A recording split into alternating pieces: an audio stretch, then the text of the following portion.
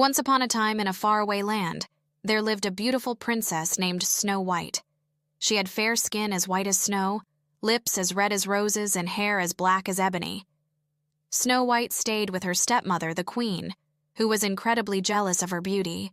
The queen couldn't bear the thought of anyone being more beautiful than her, so she decided to get rid of Snow White.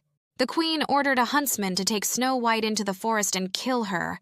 However, when the huntsman saw Snow White's innocent face, he couldn't harm her. Instead, he told her to run deep into the forest and never return. Snow White did as she was told and wandered through the forest until she found a small cottage. Meanwhile, the queen found out that Snow White was still alive. Consumed by her jealousy, she disguised herself as an old woman and went to the cottage. She offered Snow White a shiny red apple. Unaware of the queen's evil plans, Snow White took a bite and fell into a deep sleep. The dwarfs were devastated and couldn't wake her up, so they placed her in a glass coffin.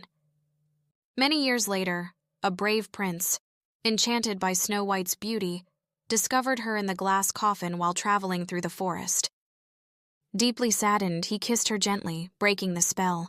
Snow White woke up and they fell in love at first sight.